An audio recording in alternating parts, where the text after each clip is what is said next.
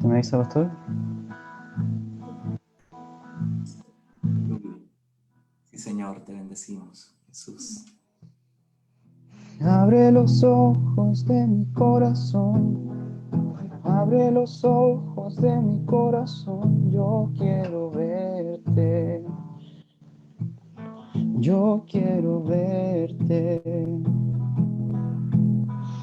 Abre los ojos de mi corazón, abre los ojos de mi corazón, yo quiero verte, yo quiero verte. Abre los ojos de mi corazón, abre los ojos de mi corazón, yo quiero verte, yo quiero verte. Quiero verte exaltado en la luz de tu gloria. Derrama tu poder y amor, cantamos santo, santo, santo. Abre los ojos de mi corazón, abre los ojos de mi corazón, yo quiero verte, yo quiero verte. Abre los ojos de mi corazón, abre los ojos de mi corazón, yo quiero verte, yo quiero verte, quiero verte exaltado en la luz de tu gloria. Derrama tu poder y amor, cantamos santo, santo, santo. Quiero verte exaltado en la luz de tu gloria. Derrama tu poder y amor, cantamos santo, santo, santo. Santo, santo, santo. Santo, santo, santo, santo, santo, santo, yo quiero verte. Santo, santo, santo, santo, santo, santo, santo, santo, santo, yo quiero verte. Abre los ojos de mi corazón, abre los ojos de mi corazón, yo quiero verte, yo quiero verte. Abre los ojos de mi corazón, abre los ojos de mi corazón, yo quiero verte, yo quiero verte. Quiero verte exaltado en la luz de tu gloria. Derrama tu poder y amor. Cantamos santo, santo, santo. Quiero verte exaltado en la luz de tu gloria. Derrama tu poder y amor, cantamos santo, santo, santo. Santo, santo, santo. Santo, santo, santo. Santo, santo, santo. Yo quiero verte. Santo, santo, santo. Santo, santo, santo, santo, santo, santo, yo quiero verte. Así es, Señor, declaramos que eres santo, santo, santo. Aleluya, sí, Señor, 3 veces santo. Proclamamos tu grandeza, damos gloria y honra a tu nombre, Señor, y está en nuestro corazón. Que cada día abras más los ojos de nuestro corazón, nuestro entendimiento, para que podamos conocerte, para que podamos verte tal cual tú eres, Señor. Te damos a ti, Solo a ti toda gloria, toda honra, toda alabanza. Aleluya, sí, Señor. Amén, amén. Quiero primeramente agradecer a Josué, que nos ha acompañado en esta parte inicial. Nos volvemos a reunir en unos minutos, así que por favor, no se me vaya ahí a ningún lado. Nos espera para el final. Gracias, Josué. Y darle el saludo primero a los hermanos, tanto de nuestra comunidad y nuestros amigos en general que se han estado conectando en este tiempo con nosotros para escuchar la palabra de Dios. Hoy estamos muy, muy contentos, nos hemos sentido tremendamente bendecidos cuando somos ministrados, lo recibimos con mucha alegría. Amén. Nos sentimos muy amados por el Señor cuando tenemos la oportunidad de ser bendecidos por otros ministerios. Y hoy día nos acompaña Néstor Scansetti de Rosario, de Argentina. Entonces yo quiero saludarte, Néstor, darte la bienvenida, darte las gracias por aceptar la invitación, por estar con nosotros esta tarde-noche ya. Muchas gracias a ustedes. Y que por favor, no sé, lo que tú consideres unos minutos para contarnos quién es Néstor, su familia, todo lo que te parezca a ti oportuno. Bueno. Un poquito antes de que después pasemos obviamente a la palabra. Bueno, querido Cristian, desde ya agradezco la invitación. Se arriesgan ustedes a invitarme. Dejo muchos cariños de mi esposa, que justo no pudo estar. Bueno, les comento un poquitito. Yo hace 35 años que tuve una experiencia inicial con el Señor. Conocí al Señor en el movimiento tan tremendo que hubo de Carlos Anacondia en el año 1985 aquí en Rosario, ya hace 35 años. Yo fui libre de demonios, de espíritus de demonios, y Dios me emplomó 2 muelas. Yo tengo 2 muelas arregladas sobrenaturalmente. Yo era una persona, no digo atea, pero estaba en el orientalismo, muchos años, casi 17 años de prácticas de artes marciales. Llegué a ser cuarto dan de artes marciales. Y estaba con todo este tema del orientalismo y la energía y la reencarnación, hasta que una noche tuve una experiencia en una invitación a una reunión al aire libre, y Cristo así, en cuestión de segundos, derrumbó toda esa creencia falsa y tocó mi vida, me transformó. Hoy soy un hombre casado, tengo 3 hijos, el mayor está por cumplir 30, tengo 2 nietitos, uno de 6 años, y una gordita que va a cumplir 6 meses. Y ahora faltan unos 17 días más o menos para cumplir 33 años de casados con mi esposa, feliz. Formo parte del presbiterio de la ciudad de Rosario, de la comunidad cristiana. Ustedes la que más conocen es a Víctor. Somos 7 pastores. Y estamos básicamente funcionando por las casas. Tenemos 3 expresiones de comunión, lo llamamos así, donde tenemos una reunión general, que ahora, bueno, por el tema de la pandemia imposible reunirnos, así que es por este medio, como ustedes hacen, donde estamos todos juntos una vez a la semana. Después, durante las semanas, tenemos los grupos familiares o las casas abiertas. Tenemos más de 100 casas abiertas en toda la ciudad. Y después tenemos relaciones personales que le llamamos el discipulado, las relaciones que el Señor nos mandó a ser discípulos, y los líderes están todos relacionados cada uno con alguno de los pastores, y así en esta visión de querer ser una familia de muchos hijos mexicanos, en esto estamos metidos. Amén. Hoy tuvimos una situación rara, se nos cortó por la mitad, porque justo de donde estábamos transmitiendo, la empresa de energía cortó la luz, así que quedamos con la mitad. Así que me quedé la mitad hoy.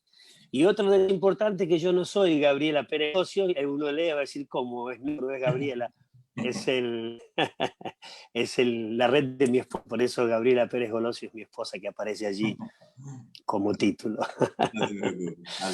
Así que bueno, muchas gracias, agradezco la invitación, y para mí es un gusto poder estar por primera vez con ustedes. Amén. Muchas gracias. Desde ya esperamos que sean muchas más, así que por favor, seguramente te vamos a estar extendiendo la invitación, así que esperamos que tú también quieras acompañarnos nuevamente. Sí, ya la próxima va a acompañarnos mi esposa. Gracias, gracias. Querido, yo te dejo, voy a apagar mi cámara, quedas aquí, por favor, para que nos compartas lo que el Señor ha confirmado en tu corazón, y vuelvo Bueno, al final contigo. Un abrazo. un abrazo. Ujú. Bueno, buenas noches, queridos hermanos. Para mí es un gusto, un grato gusto volver a estar con mis hermanos de allí de Chile. Tenemos bastante relación con Pablo, de Santiago, de Rancagua, y es un gusto esta primera vez de estar con ustedes. Antes de compartir la palabra, quiero decir de que el Señor está vivo, está presente en medio de nosotros y está activo en medio de nosotros. No solamente estamos abiertos a oír un mensaje, la palabra, sino al mover de Dios, que no solamente se limita a la palabra. Dios ahora en este momento está restaurando la movilidad de un codo. Hay una persona que tiene un problema en esta parte de su brazo y no puede mover con libertad el codo. Y en el nombre de Jesús reciba esta sanidad y la articulación se restaure completamente. En el nombre de Jesús. En el nombre de Jesús. Hay una persona que está con una inflamación grande en la parte de su vientre, de su estómago, y el Señor quita esta inflamación en el nombre de Jesús. También sea sana en el nombre de Jesús.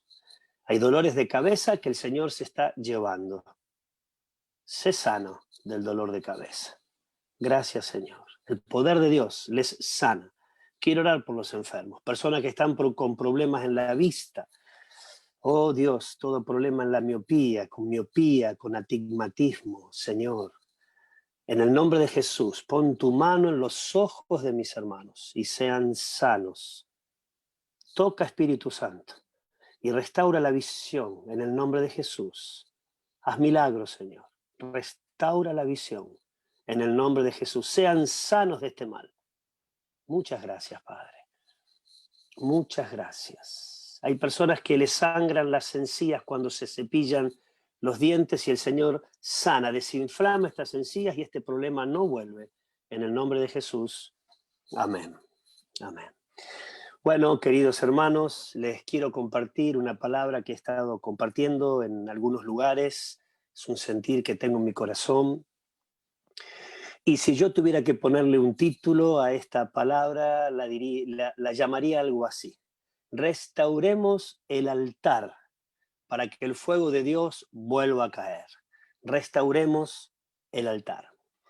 Quisiera hablar un poquito con ustedes sobre un pasaje muy conocido del Antiguo Testamento, que está en el capítulo 18 de Primera Reyes. Es un gran conflicto espiritual donde Israel, el pueblo de Dios, estaba en un momento muy oscuro de su vida espiritual. Estaban confundidos, llenos de oscuridad, estaban pasando por un momento de sequía. Dios, a través del profeta Elías, había profetizado que por un tiempo largo no iba a llover salvo por su palabra y generó una sequía de 3 años y medio, y dice la Biblia en Primera de Reyes 18, versículo 2, que el hambre era grave en Samaria. La región estaba en una gran sequía porque no llovía, pero también estaban en una gran sequía espiritual porque Dios no se movía, la presencia de Dios no estaba manifestada en el pueblo. Estaban en una gran crisis económica y un momento de mucha persecución porque había la reina Jezabel, la esposa del rey Acab, había largado una persecución y matado a los profetas de Jehová, dice la Biblia, pero gracias a un tal Abdías, que era el mayordomo de ellos, se habían preservado 100 profetas.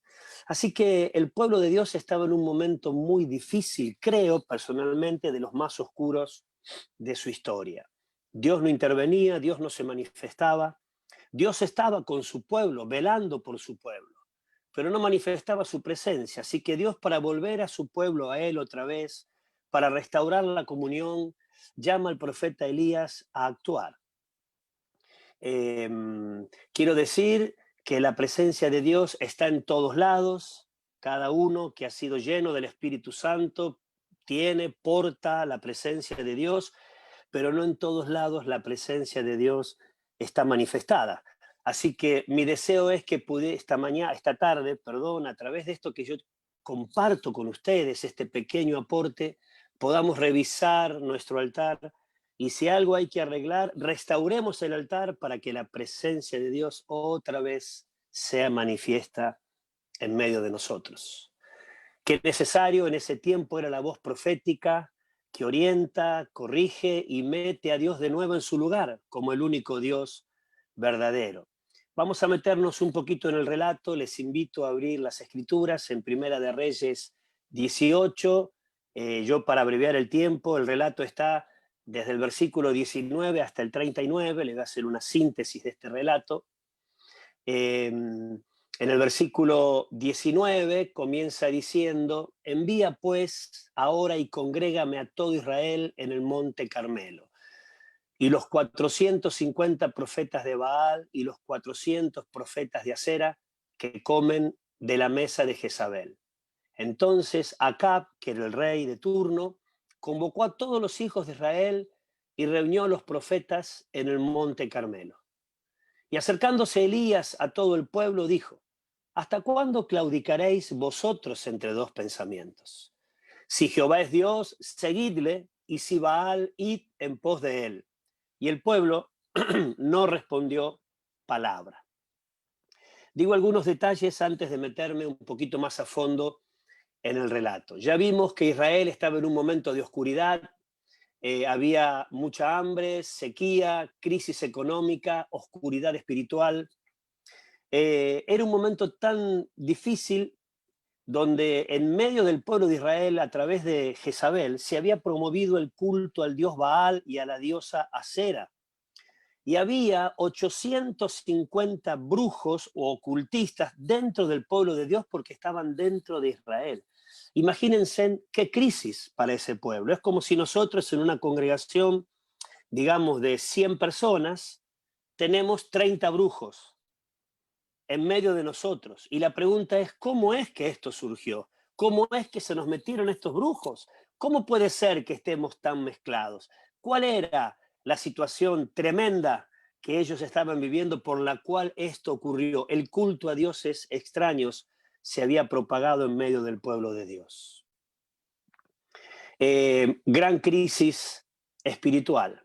Así que el profeta, llamado por Dios para restaurar esta comunión entre Dios y el pueblo, en medio de un juicio, Dios envía el juicio de sequía por la idolatría nacional, la idolatría generalizada, y convoca al pueblo a un monte que era el monte Carmelo. Así que Elías no solamente llama a todo el pueblo de Israel, sino que llama a los 850 brujos. Dice el relato: 450 profetas de Baal y 400 profetas de Acera, y el pueblo de Israel, todos reunidos en el monte Carmelo. Imagínense, usemos la imaginación para ver la escena, un momento de mucha tensión, de mucha crisis. Y el profeta comienza diciendo en el versículo 21 de Primera de Reyes 18, les dice al pueblo: ¿hasta cuándo claudicaréis entre dos pensamientos? Acá el profeta hace un fuerte llamado a una definición. El pueblo de Dios estaba confundido. ¿Hasta cuándo claudicaréis entre dos pensamientos? Las convicciones, los principios de vida, las verdades que rigen nuestra manera de vivir, nuestra acción, nuestra conducta, lo que creemos. La mente es el gran campo de batalla en el cual se libran muchas de nuestras definiciones. Y Israel estaba mezclado. Está llamando a una fuerte definición. Y dice que cuando él pregunta esto, en el versículo 21, él dice: si Jehová es Dios, seguidle. Y si Baal, id en pos de él. Qué pregunta rara. Es como si Cristian me corta a mí ahora y dice: antes de que ustedes sigan, quiero hacer una pregunta. Comunidad Cristiana de La Serena, tienen que decirme: Jehová es Dios, lo traemos a nosotros, Jesús es Dios o Satanás es Dios. A ver, defínanse. Qué pregunta rara. casi desubicada. ¿Cómo vamos a preguntar en la iglesia, en el pueblo de Dios, quién es Dios? Todos diríamos, Jesús es Dios, Jehová es Dios, con profunda convicción. Pero miren, la situación espiritual era tan seria que dice que el pueblo no respondió palabra. Habían perdido la convicción. No pudieron decir Jesús es Dios. La mezcla, la confusión de pensamientos, la confusión de principios genera oscuridad, pérdida de convicciones de una manera muy peligrosa. Se generó un conflicto espiritual dentro del pueblo de Dios y Israel quedó profundamente confundido. Ellos no pudieron decir Jehová es Dios. Qué peligrosa es la mezcla de pensamientos. Ahora, otra versión lo dice de una manera que para mí es un poco más comprensible, porque yo tuve un amigo que tuvo este problema. Dice, ¿hasta cuándo andarán rengueando de las dos piernas?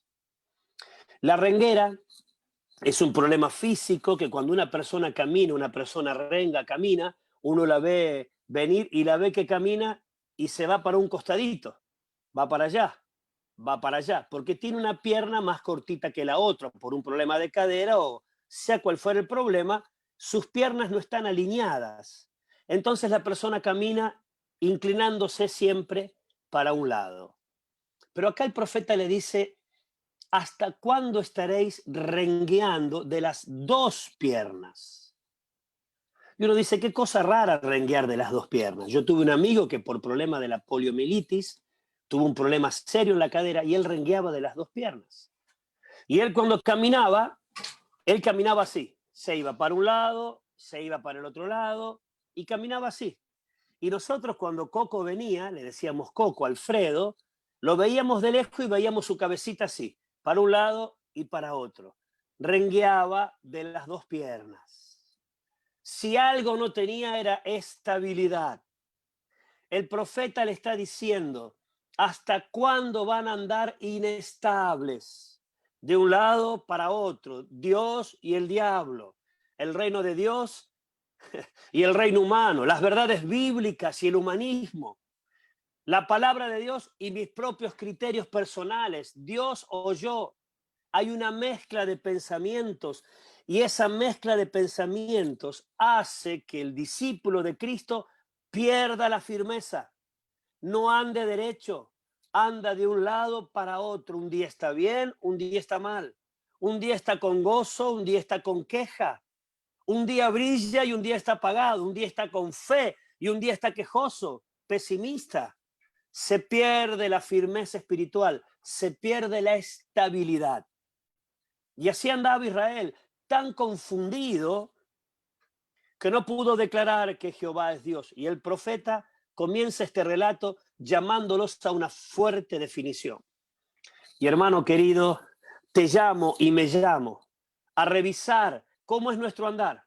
Andamos de un lado para otro, somos firmes, somos estables, andamos en el camino recto, o andamos de un lado para otro con mezclas de pensamientos, verdades de Dios y mentiras del diablo, verdades de Dios y pensamientos o criterios humanos que se nos meten de esta cultura, de esta sociedad rebelde y enemiga de Dios. Qué importante es lo que pensamos. La mente iluminada por la verdad de Dios genera convicciones y permite que camine en el camino recto, que esté firme, no de un lado para otro, rengueando de las dos piernas. Y este es el llamado que hace el profeta a su pueblo. Digo un detalle que al juntarlos él dice, bueno, vamos a poner una ofrenda, provéannos de 2 bueyes, cada uno va a armar un altar, va a poner un buey, va a poner leña y va a clamar. Primero ustedes y después yo, dice el profeta Elías. Ese es el desafío. Y el Dios que responda con fuego del cielo, ese es el Dios verdadero. ¡Qué desafío tremendo! Un hombre con convicciones, un hombre de fe, un hombre definido, no tiene temor a los desafíos, no tiene temor al reino de las tinieblas, no tiene temor a ningún enemigo que tenga que enfrentar. Era él solo contra 450. Y lo digo de esta manera, él fue a jugar de visitante, permítanme decirlo así, como decimos en Argentina. Porque Baal, él desafía a los profetas de Baal en el terreno en que ellos pretendían ser fuertes, porque Baal era el dios de la tormenta y el dios de los fenómenos meteorológicos. Se creía que Baal era el dios que mandaba los rayos, los relámpagos, era el dios del fuego del cielo. Y Elías dice, bueno, vamos a jugar en la verdad que ustedes creen tener. Vamos a ver qué Dios envía fuego del cielo. Y convoca a los 850, 450 de Baal y 400 de Acera. Pero no todos responden. Aparentemente, con lo que cuenta acá la historia, los profetas de Acera no fueron a esa convocatoria. Se vieron venir un grave problema y no fueron. Sí fueron los 450 profetas de Baal. Así que comienza el llamado. Y ellos, dice la Biblia, que desde la mañana pusieron el buey, prepararon el altar y comenzaron a clamar a su Dios para que envíe fuego del cielo. Los relatos que siguen, los versículos que siguen, dice que ellos gritaron, clamaban a Baal, danzaron, oraron, gritaron, se cortaban con cuchillos para que chorree su sangre, que era una manera de sacrificio, para buscar quien le conteste, y Baal no respondía. Más o menos hasta las 3 de la tarde, toda la mañana hasta las 3 de la tarde. Y allí comienza la confrontación. Ahora, me hago una pregunta. ¿Por qué todo esto llegó a este punto? Pasó lo que pasó, por qué había sequía, por qué se desarrollaron los hijos de Dios dentro de su pueblo, por qué Israel perdió las convicciones, por qué estaba en tanta oscuridad, por qué llegó al punto que llegó Israel. En el versículo 30 creo entender que hay una clave. De Primera de Reyes, versículo 18, capítulo 18, versículo 30, dice así. Entonces dijo Elías a todo el pueblo, acercaos a mí. Y todo el pueblo se le acercó. Y él arregló el altar de Jehová que estaba arruinado. Y creo que esta es la clave del grave problema que tuvo Israel. Y es la clave de cualquier tipo de problema que podemos tener nosotros, como individuos, como familias, como iglesia, como pueblo de Dios, cuando el altar de Jehová está arruinado. Por eso mi propuesta es, restauremos el altar. ¿Qué era el altar? El altar era un montículo de piedra, era un lugar anivelado, un lugar alto, donde se ofrecían sacrificios. En el Antiguo Testamento se usaba altar. Ahora, en el Nuevo Testamento, ¿qué es el altar? ¿Qué es el altar hoy para mi vida? Les invito a mirar 1 Corintios 3, 16. El apóstol Pablo dice así: ¿no sabéis que sois templo de Dios y que el Espíritu de Dios mora en vosotros? Otra versión dice, ¿no sabéis que sois el santuario de Dios y que el Espíritu de Dios mora en vosotros? Pablo está diciendo, el templo del Antiguo Testamento, que era de piedra, hoy es humano. Nosotros somos el templo. El altar del Antiguo Testamento, que era de piedra, hoy somos nosotros el altar. Y la palabra templo, en el Nuevo Testamento, esta palabra que usa el apóstol Pablo, en el griego es la palabra naos. ¿O no sabéis que sois el naos de Dios? Esa palabra naos, ¿saben qué significa? Lugar santísimo, el lugar más íntimo del templo. Lugar santísimo. Pablo está diciendo en esta revelación del Nuevo Testamento, iglesia, discípulo de Dios, pueblo de Dios, ahora nosotros somos el lugar santísimo. Qué tremenda revelación que trae Pablo. El lugar santísimo. Sí. El lugar santísimo no era un lugar abierto para todos, era un lugar reservado para uno, el sumo sacerdote. Era el lugar donde estaba la misma presencia de Dios, donde Dios se manifestaba. Y ahora Pablo dice, eso que era privado para uno solo, ahora está abierto a todos, y ahora toda persona que recibe el Espíritu Santo se convierte en el lugar santísimo. Hermano, vos y yo somos el lugar donde la presencia de Dios se debe manifestar. El altar vivo de Dios somos nosotros. Y cuando hablo al altar, me estoy refiriendo a la comunión con Dios. Soy ese lugar donde está el arca, soy ese arca de Dios, donde Dios se manifiesta, esa vida de Dios. El altar. Mi primera pregunta es, ¿cómo está tu altar? ¿Cómo está tu comunión con Dios? Hay que arreglarlo, hay que restaurarlo, funciona. Cuando el altar funciona y está en buenas condiciones, no descansa. En el altar hay lugar, hay mucha actividad y la propia actividad limpia el altar. Hay ofrenda continua, hay alabanzas, hay acción de gracias, hay sacrificio. Pero cuando el altar no se usa, el altar se arruina. Y Elías, antes de orar a Dios, antes de provocar la manifestación de Dios y el desenlace de la historia, según el versículo 30 dice, el altar de Jehová estaba arruinado. Lo primero que hizo Elías, un hombre que logró la manifestación de Dios, fue restaurar el altar. Ahora dice el versículo que él llamó todo el pueblo y le dijo, acercaos a mí. Y acá hay un llamado de atención. El profeta pide atención. Pueblo de Dios, vengan, miren bien, piensen bien, miren lo que ocurrió, el altar arruinado. ¿Se dan cuenta? Les estaba mostrando el origen de la crisis que ellos tenían, el altar arruinado. Y les llama la atención, no sea cosa que alguno esté pensando en otra cosa, alguno esté distraído, mirando qué hacían los profetas de Baal, mirando el panorama, y no esté prestando atención a esto que el profeta les estaba diciendo. Por eso les pide, acercaos a mí, pide atención. Y dice el versículo 30 que arregló el altar de Jehová que estaba arruinado. Satanás quiere impedir que nuestro altar esté arreglado. Satanás quiere lograr que tu altar se arruine, y si lo logra, arruina tu vida, arruina tu familia, arruina el pueblo de Dios, porque si no hay altar, no hay presencia de Dios manifestada. ¿Qué es el altar? Digo rápidamente y después me pongo un poco más.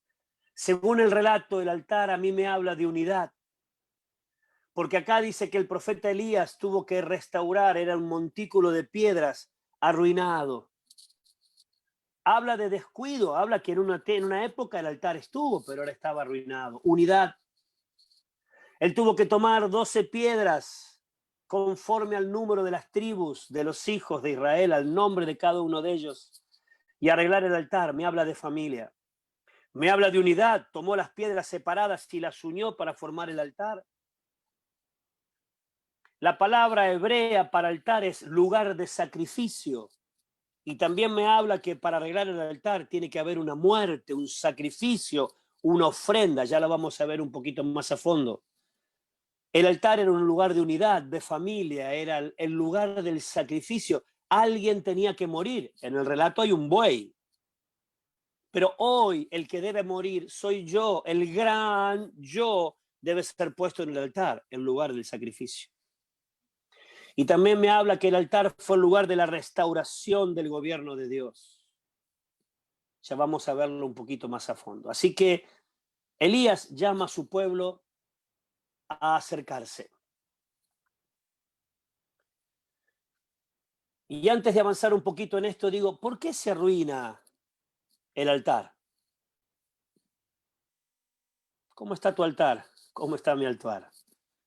Cuando lo evalúo digo, ¿por qué se arruinó? ¿Cuáles son las causas que arruinan el altar? Digo algunas, seguramente hay muchas más, pero menciono algunas.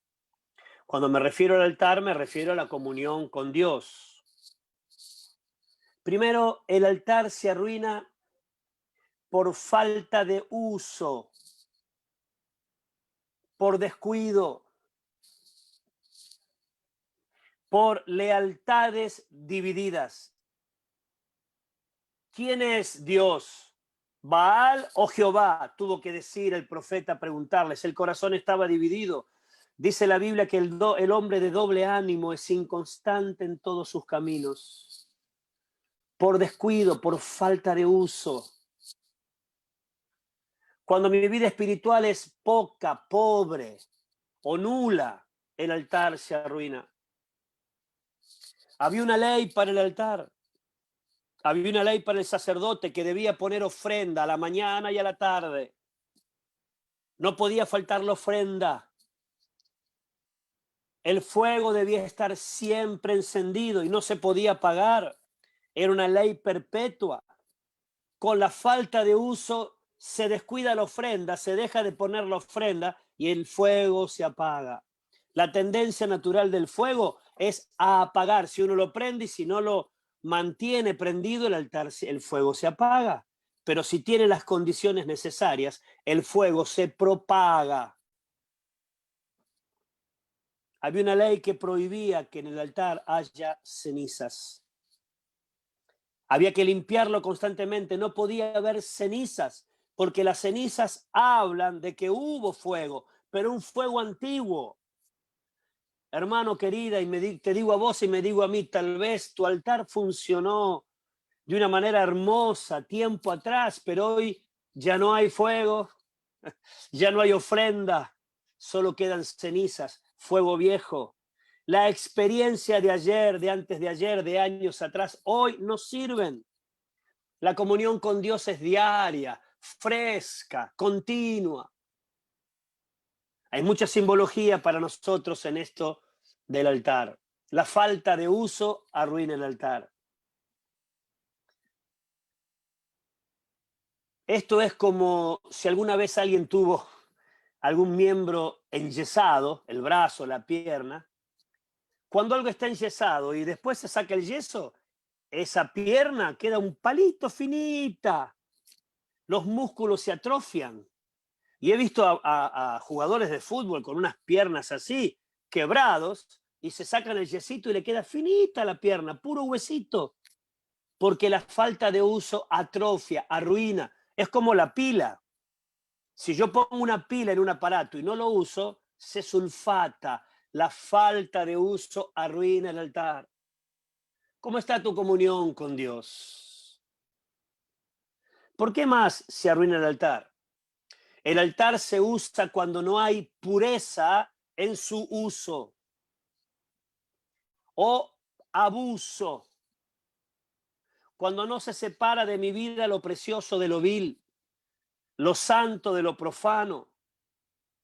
Cuando manoseo las cosas santas o me acostumbro a las cosas sagradas y le quito el valor. Por ejemplo, vivir diciendo que Cristo es mi Señor cuando el señorío de Cristo no está aplicado a todas las áreas de la vida. Me acostumbro a vivir así, declarando algo y que mi vida no respalda lo que hablo. Incoherencia. El abuso es la incoherencia. Alabanzas con rencor, canto a Dios y hay cosas no arregladas con alguien. Cuando ministro a Dios y no estoy verdaderamente comprometido con Él. Cuando sirvo a Dios con pecados ocultos. Esto es abuso de las cosas santas. Es querer usar el altar sin pureza. Cuando la vida no respalda lo que digo. Cuando hay un uso poco profundo de las cosas sagradas. Todo esto arruina el altar. Cuando hay servicio con motivaciones incorrectas. Quiero ser visto, quiero ser reconocido, quiero ser honrado. Quiero servir para hacerme ver. Cuando la palabra habla de que tenemos que menguar, desaparecer para que Cristo crezca, en mi corazón está el deseo de que a través de Cristo yo pueda crecer en imagen. Eso es abuso del altar. Cuando nos acostumbramos a vivir con pequeñas licencias pecaminosas, le llamamos las pequeñas zorras. Tal vez te han señalado ciertas cosas que están mal en tu vida. Tu mayor en Dios, tu discipulador, alguno de los líderes, los pastores, o alguien te ha señalado algo que está mal y uno sabe que lo tiene que dejar. Y el Espíritu Santo te ha mostrado que hay que cambiar y no hago los cambios necesarios para que ello se termine. No voy a fondo, me acostumbro a caminar con eso. Eso es abuso del altar. La profundidad de mi arrepentimiento es la profundidad de mi transformación. El altar se arruina por falta de uso. El altar se arruina por abuso. Pero también el altar se arruina, dice el versículo 31, y tomando Elías 12 piedras conforme al número de las tribus de los hijos de Jacob, el cual había sido dada palabra de Jehová diciendo: Israel será tu nombre, edificó un altar a Jehová. Las piedras estaban esparcidas por todos lados, el altar estaba arruinado. Las piedras esparcidas me hablan de división, distancias entre hermanos, situaciones no arregladas.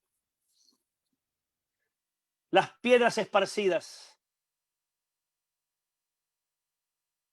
El tomar 12 piedras era muy significativo porque allí las tribus estaban divididas. Había 10 y había 2. Y las 10 habían tomado el nombre de Israel cuando era el nombre de todas. Era un recordatorio silencioso el ir tomando cada piedra. Tomó 12. Era un recordatorio silencioso de la división entre las tribus. Elías le estaba mostrando, miren, cada una conforme al nombre, son familia. Es en unidad que el altar se restaura. La división hace que el altar se arruine. La separación de los hermanos, las distancias no arregladas, los problemas que no se han solucionado, significa el altar arruinado. La división, los rencores, los enojos, los chismes, las peleas que separan las piedras vivas del templo del Señor, que somos nosotros, arruinan el altar. Hermano querido, ¿cómo está en tu relación con tus hermanos? ¿Cómo está tu relación con los demás? Porque cuando vienes a presentar tu ofrenda, a adorar al Señor o tu servicio, y hay algo que no está claro, dice la Biblia, deja tu ofrenda, arréglate primero con tu hermano y después ven y ofrece tu ofrenda. Si lo hago igual, el altar se arruina. Falta de uso, abuso, división, arruina el altar.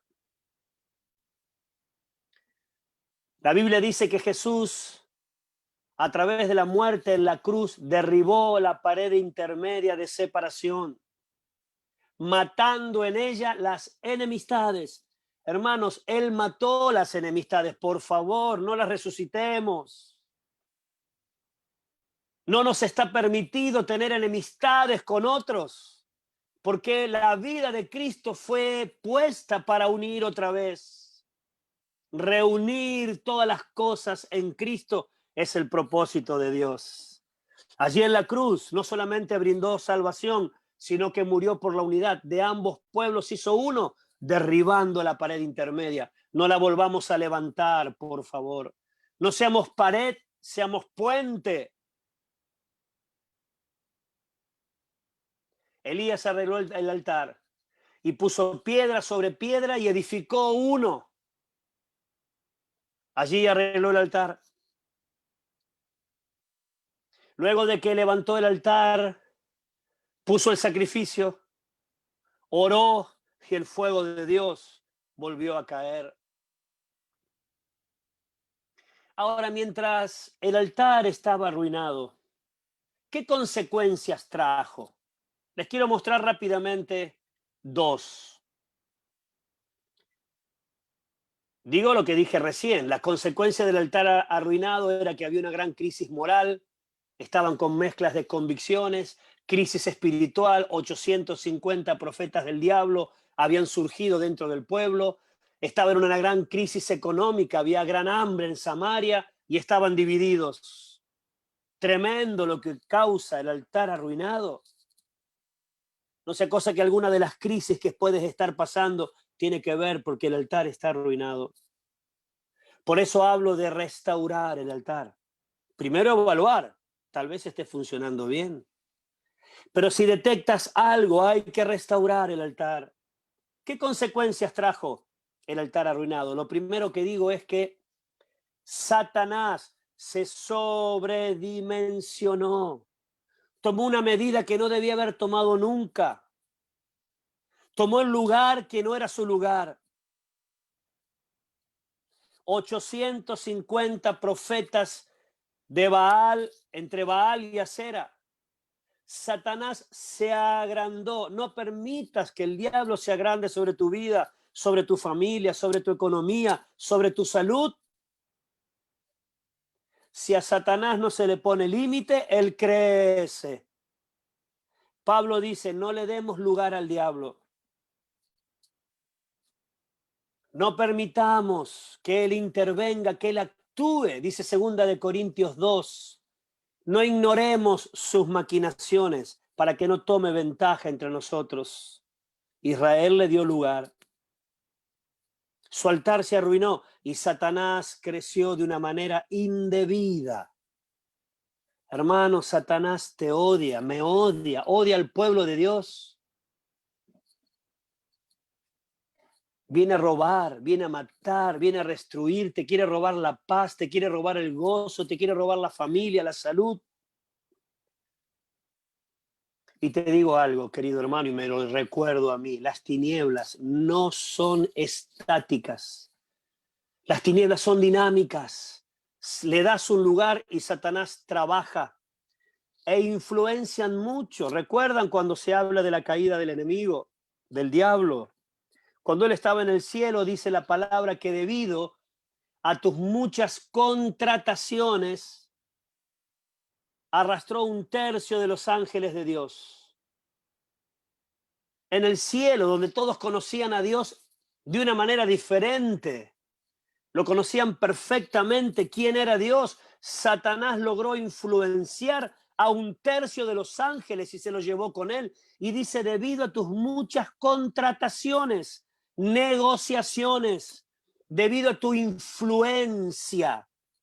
Hermanos, si Satanás logró influenciar a los ángeles, ¿cuánto más te puede arrastrar? Dice la Biblia, la corriente de este mundo conforme al príncipe del poder del aire. Mucho cuidado.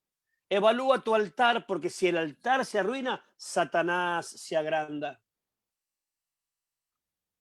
Cuando el altar está arruinado, hay reproducción de enemigos.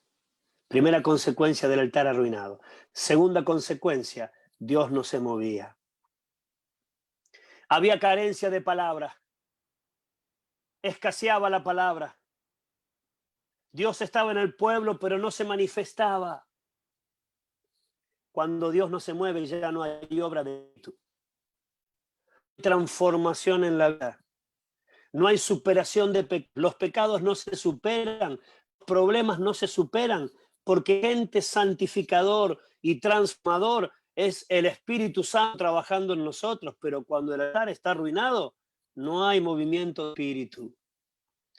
No hay desarrollo de los propósitos de Dios, no hay dones, no hay milagros, no hay profecías, no hay palabra con poder.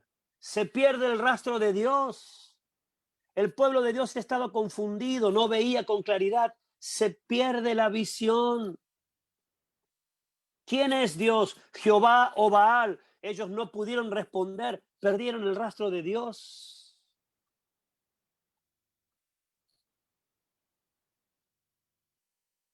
¿Cómo está tu altar? ¿Cómo está mi altar?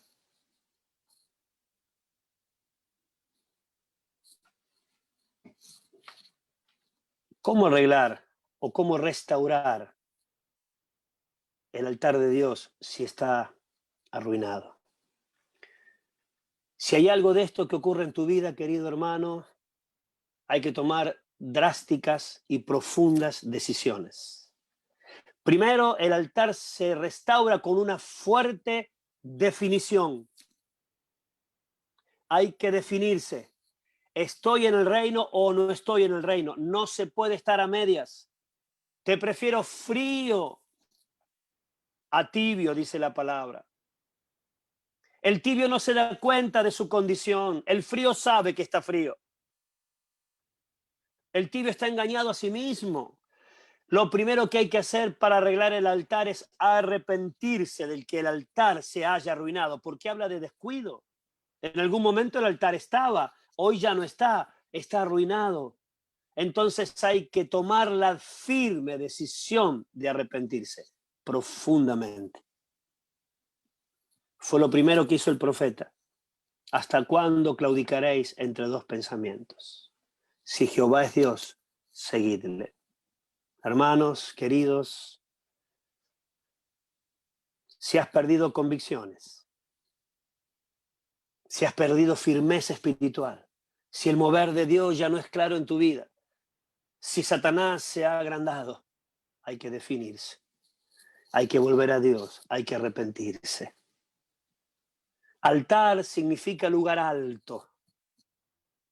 Cuando tomo la decisión de arrepentirme profundamente, debo volver a poner a Dios en primer lugar. Es volver al primer amor. Es volver a darle valor, dice la Biblia, para que Cristo tenga la preeminencia en todo. Es rendición total, amor profundo, devoción, pegarse otra vez a Dios. Es ser discípulo, nada más ni nada menos. Es volver a enamorarte. Cuando el Señor tuvo un problema con la iglesia en el Apocalipsis, llama a la iglesia y le dice: tengo contra ti que has dejado tu primer amor. El cristianismo es una cuestión de amores.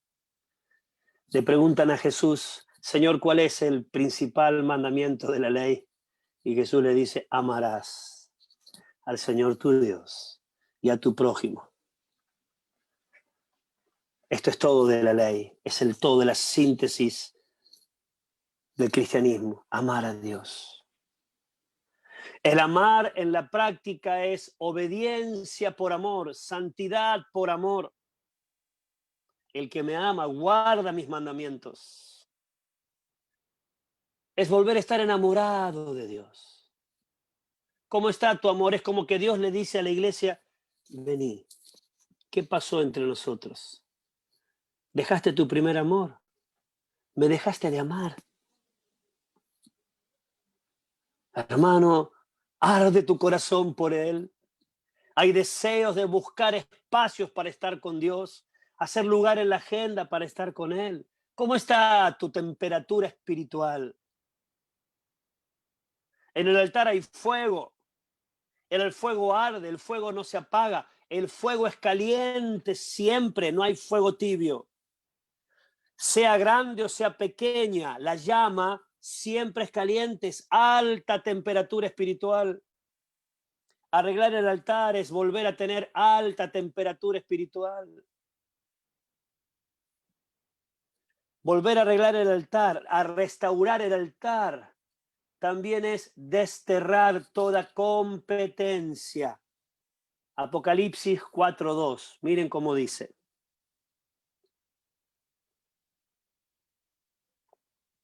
Habla el apóstol Juan y dice: al instante yo estaba en el Espíritu. Y aquí un trono establecido en el cielo y en el trono uno sentado. Un solo trono, uno solo sentado.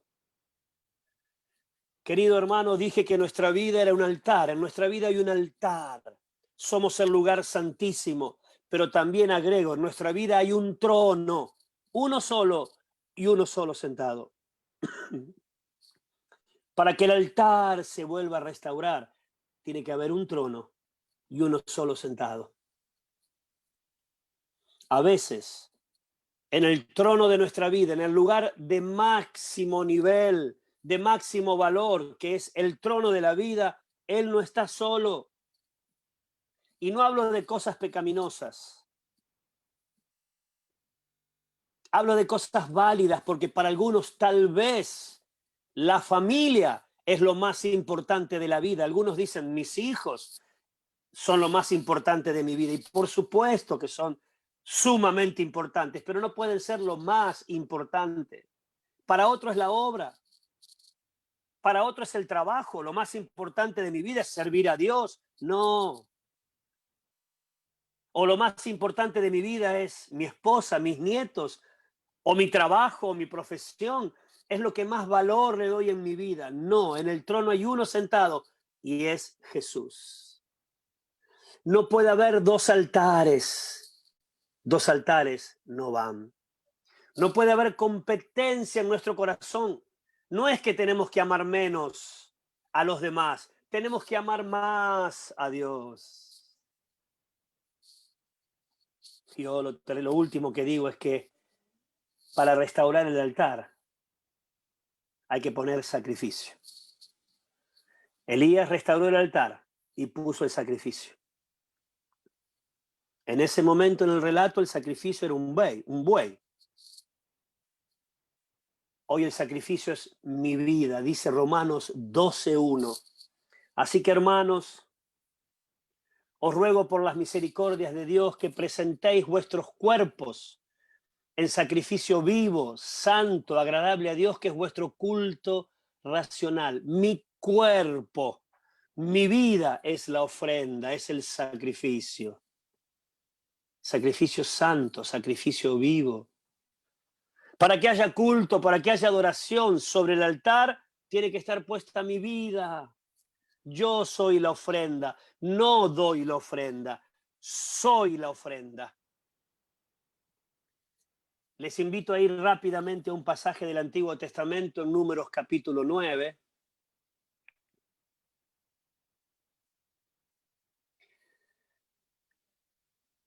Versículo 13 habla de los levitas y los iban a consagrar. Y dice Número 9:13, fíjense. Y presentarás a los levitas delante de Aarón y delante de sus hijos, y los ofrecerás en ofrenda a Jehová. Versículo 14 de Números 9. Y serán míos los levitas. Versículo 15.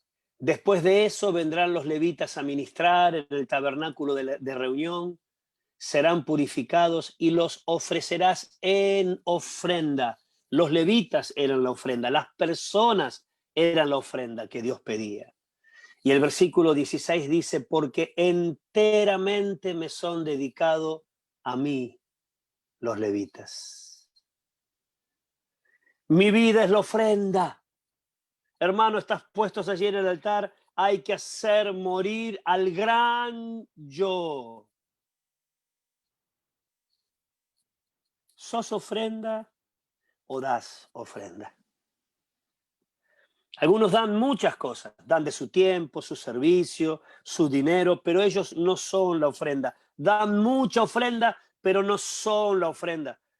Los fariseos dieron una ofrenda grandísima, hicieron tocar trompeta, dieron ofrenda, pero no fue aceptada delante de Dios.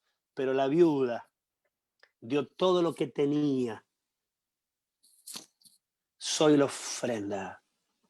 Aleluya.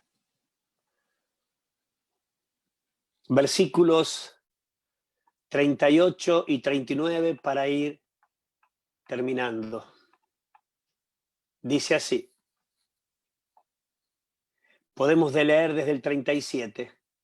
Elías oró y dijo, respóndeme Jehová.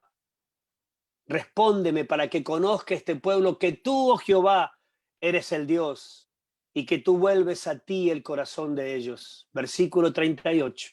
Entonces, aleluya, Entonces cayó fuego de Jehová y consumió el holocausto, la leña, las piedras y el polvo, y aún lamió el agua que estaba en la zanja. Y viéndolo todo el pueblo se postraron y dijeron: Jehová es el Dios, Jehová es el Dios. Qué tremendo desenlace, qué tremendo lo que allí ocurrió. Elías provocó la manifestación de Dios. Entonces cayó fuego de Jehová. Hermanos, no hay fuego si el altar no está arreglado, si el altar no está restaurado. No hay fuego si no hay ofrenda. No hay fuego si no hay oración. Elías oró. Cuando el altar está arreglado, hay fuego del cielo. Y fíjense en un detalle. Miren el versículo 38. Dice: cayó fuego no del cielo, fuego de Jehová. Era la presencia misma de Dios manifestada, irrumpiendo en la escena, diciendo: acá estoy yo. ¿Cuántos necesitan la presencia de Dios manifestada en las casas, en los trabajos, en la familia, en las relaciones? Yo la necesito. La presencia de Dios manifestada volvió a encender las convicciones, porque ellos dijeron: Jehová es Dios. Al principio no pudieron responder palabra, ahora clamaron y gritaron: Jehová es Dios. Se volvieron a encender las convicciones. Volvió la adoración. Se restaura la adoración, porque el pueblo postrado estaba después del fuego del cielo. Postrados proclamando su gobierno. Jehová es Dios. Cuando el fuego de Dios cae porque el altar está arreglado, otra vez la vida se encausa. El espíritu se enciende. Hay renovación espiritual. Hay vida de Dios. Podemos ser fervientes en espíritu otra vez. Otra vez estoy en el lugar correcto. Otra vez la manifestación de Dios. Otra vez la claridad en la visión. Toda tiniebla se va. ¿Cuánto necesitamos el fuego de Dios? Hermanos queridos, todos ustedes tienen la presencia de Dios y yo por el Espíritu Santo, pero no siempre está manifestada. Miren el versículo 40. Entonces Elías les dijo: prended a los profetas de Baal, para que no escape ninguno. Y ellos los prendieron y los llevó Elías al arroyo de Cisón y allí terminó con ellos. ¿Qué me dice este versículo 40 a mí? Que les hizo tomar decisiones radicales. Agarren a todos, que no escape ninguno. Nada indebido debe quedar con vida. Hermanos, si hay algo indebido, si hay algo indebido en tu vida, lo tienes que agarrar. En Argentina decimos: hay que tomar el toro por las astas. Ir a fondo en las decisiones, que nada se escape, para que nada se escape, porque si algo se escapa sin ser resuelto, vuelve a crecer, vuelve a crecer. Por eso el profeta les dice: para que no escape ninguno, hay que terminar con la vida de todo aquello que estorba mi comunión con Dios. Hay que matar lo indebido. Quiero decirte que cuando el fuego de Dios cae, nada indebido queda con vida. Si no hay fuego de Dios, no tienes capacidad para pelear contra el pecado. La santidad es consecuencia de mi fervor, de mi ardor por Dios. Después que esto ocurrió, Elías vuelve a orar por la lluvia y la lluvia vuelve a caer. Antes que el altar esté arreglado o restaurado, había sequía. Ahora vuelve la lluvia. El agua es símbolo del Espíritu Santo. El fuego es símbolo de la presencia de Dios y también símbolo del Espíritu Santo. Dice: Él os bautizará con Espíritu Santo y fuego. Y después dice que de su interior correrán como ríos de agua viva, y hablaba del Espíritu Santo que iban a recibir fuego y agua, símbolos de la presencia de Dios otra vez en nosotros. ¿Cuántos necesitan la presencia de Dios manifestada? Yo la necesito. ¿Cuánto tu esposa, el esposo, manifiesta la presencia de Dios? ¿Cuánto necesita el esposo que la esposa manifieste la presencia de Dios? ¿Cuánto necesitan los hijos que en la casa la presencia de Dios esté manifestada? Hermanos queridos, el altar habla de familias. Permíteme decirte esto. Elías tomó 12 piedras con los nombres. No les pidió permiso a ellos para hacerlo. Lo hizo. Los metió en el altar. Hermano, padre de familia, toma los nombres de tus hijos, el nombre de tu esposa, el nombre de los tuyos y mételos en el altar y permite que el fuego de Dios caiga sobre ellos. Vuélvete un intercesor, ponlos en tu altar, que el fuego los consuma, el fuego de Dios, la pasión por Dios. Ora, ora, toma esta decisión, no pidas permiso, involúcralos, comienza a orar por cada uno de ellos, prepara el altar para que el fuego de Dios caiga a su debido tiempo sobre cada uno de ellos. Toma decisiones radicales, queridos hermanos. Restauremos el altar. ¿Cómo está tu altar? Le pusimos de título a este tema, restauremos el altar para que el fuego de Dios vuelva a caer. Cierra un momentito tus ojos y escucha al Espíritu Santo que está señalando cosas que han arruinado el altar. Está indicando cosas que tienes que hacer para que el altar sea restaurado otra vez. Oh Espíritu de Dios, háblanos más profundo. Toma esta palabra y trata con nosotros, Espíritu de Dios. En el nombre de Jesús. Oh Padre, gracias. Muévete, Espíritu de Dios. Alúmbranos, alúmbranos. Si hay cosas que tenemos que hacer o arreglar, muéstralas, Señor. Oh Padre querido. Hay una mujer que tiene que arreglar una cuestión con su papá. Necesita hablarlo. Hay una cuestión que viene de tiempos. Hace mucho que hay una cuestión no arreglada y necesita hablar, arreglar, perdonar. Ella siente que hay un agobio, un peso sobre su cuerpo de hace mucho y esto tiene que ver con esta falta de perdón. Ve y haz lo tuyo, dice el Señor. Yo te respaldo. Habla, arregla, toma decisiones.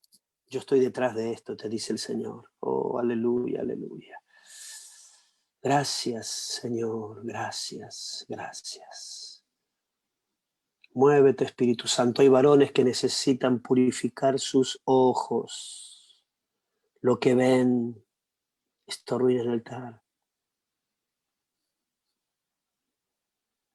Oh, Dios. Algunos necesitan ponerse en luz sin temor. Abre tu vida para que te puedan ayudar. Gracias, Padre. Oh, Espíritu de Dios. Bendito sea tu nombre. Aleluya. Aleluya. Gloria a Dios. Cristian, no sé si tenés algo para aportar. Estoy a disposición o alguna pregunta. No, la verdad que muy agradecidos del Señor primeramente, de ti obviamente. Creo que una palabra que ha calado nuestro corazón y Amén, así sea. creo que ahora la tarea es nuestra, ¿no es cierto? Es recibirla y ser hacedores. Acá se nos ha invitado, se nos ha exhortado también a cada uno conforme a su propia realidad, tomar decisión, y Amén. ese ya es tarea personal, tarea nuestra. Creo que está todo muy, pero muy, muy claro. Solo agregaría para todos aquellos, tanto hermanos y amigos que muchas veces también nos han acompañado, que no se nos pase el tiempo. Dios ha hablado, pucha, que no tenga que venir 3 años después, 5 años, así. No, hoy Dios ha hablado, hoy tenemos que tomar acción, hoy tenemos que hacerlo adecuado, restauremos el altar, ¿no es cierto? Porque Dios quiere nuevamente, obviamente, encender ese fuego. Amén. Amén. Gloria a Dios. Aleluya. Gracias, Señor. Gracias, Señor. Gracias, Señor. ¿No es cierto? Aviva el fuego del don de Dios. Así que tenemos que avivar el fuego. Amén. Vamos a invitar a Josué. Quédate, por favor, un par de minutos más con nosotros. Con todo gusto. Queremos ser ministrados también a través de una alabanza, preparando la despedida, pero después de este minuto yo creo que necesitamos reposar un momento y todo lo que nos ha ministrado el Señor.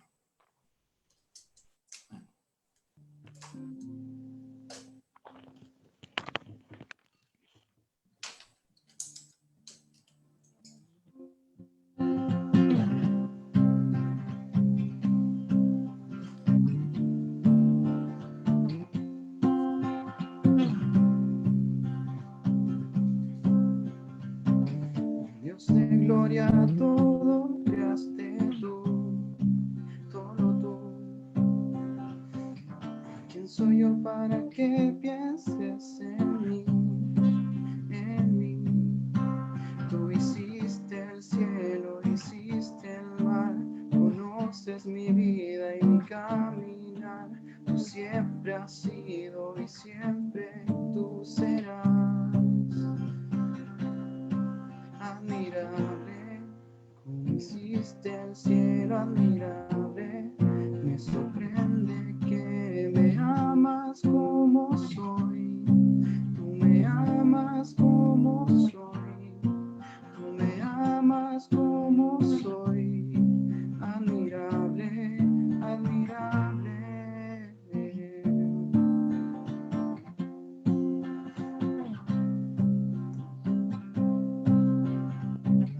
Veo las aves que vuelan por las alturas y las montañas que hablan de tu majestad.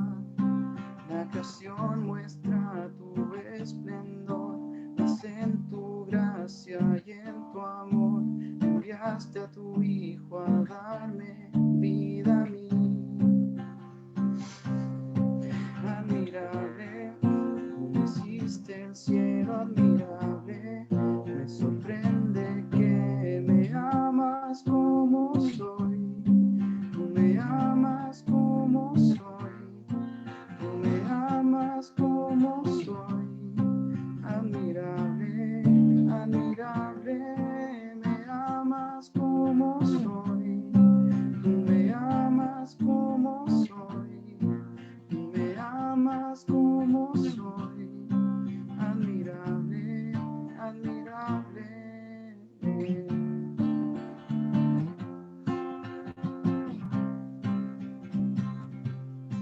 Admirable.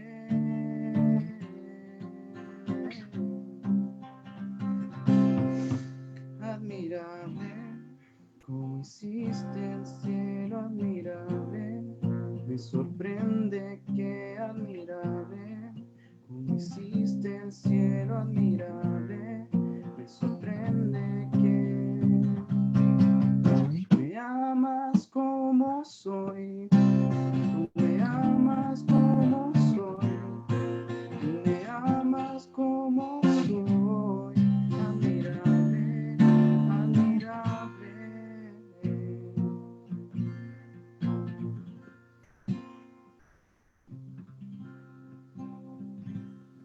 Amén, sí, Señor. En verdad, tú eres admirable. Nos amaste de tal forma que nos diste a tu Hijo, ¿no es cierto?, para que fuera entregado por nosotros, por nuestros pecados, y para que te pudiésemos amar, conocer. Gracias por tu amor, Señor. Gracias por tu misericordia. Gracias por Jesús, nuestro Señor, Gracias. nuestro Salvador. Solo a ti, Aleluya. Señor, damos gloria, damos honra y agradecemos este precioso tiempo vivido, compartido en tu nombre. El Aleluya. local, primero Josué, muchas gracias por acompañarnos hoy. De mucha bendición lo que tú has tenido para compartir con nosotros. Muchas gracias. Y Néstor, qué decirte, quedamos tremendamente bendecidos con la palabra que el Señor confirmó en tu corazón. Estabas ahí Gracias, Cristian. pensando en lo que Dios iba a traer. Creo que Dios obviamente nunca se equivoca. Amén. ¿Y qué? No sabemos todavía los tiempos que nos traen en esto, o que restan en estos meses, no sabemos nada por ahora, pero decirte que acá, La Serena, tu casa, Chile, tu casa, pero yo puedo Un decir La gusto. Serena, acá, tu casa, para cuando haya más normalidad, para poder estar juntos, para poder conocernos mucho más profundamente. Esperamos. Gloria a Dios. Sí, estamos disponibles, dispuestos a eso. Tengo una palabra más, Cristian, si me permitís. Sí, el Señor quiere sanar. Si hay mujeres allí con nódulos en el cuerpo, tengo un sentir de que Él va a extirpar nódulos, y quisiera orar por esto, Padre, en el nombre de Jesús. Toda dureza, todo bulto que haya aparecido en el cuerpo desaparezca. Sean tanto mujeres como hombres. Se vayan ahora en el nombre de Jesús. El poder de tu Espíritu Santo toca estos cuerpos. Y tu palabra dice que por tus llagas fuimos nosotros curados. Señor, desaparezcan los nódulos, los tumores, las protuberancias, se vayan. En el nombre de Jesús, estos crecimientos anormales desaparezcan ahora. Toca, Espíritu Santo. En el nombre de Jesús. Amén. Amén. Amén. Bueno, yo animo a los hermanos a que comprueben, oramos por la vista, que puedan corroborar si Dios obró, y demos gracias al Señor. Así es. Aleluya. Bueno, Cristian, un gusto para mí el haber estado con ustedes. Les abrazo a la distancia. Bueno, y a disposición de ustedes. Gracias, gracias. También para ti, un abrazo para ti, para tu familia, para los hermanos ahí en Rosario, que en este tiempo también están siendo súper importantes para nosotros, a pesar de una larga distancia que nos hay, Sí. pero en el Señor somos uno. Amén. Ha sido como que nos conociéramos de toda la vida, y esas Así cosas, es. aquello solo lo puede producir el Señor. Así que muchas gracias por la disposición y Aleluya. un abrazo. Gracias, hermanos queridos, los saludos a todos. Señor les bendice. Nos vemos. Gracias por todo.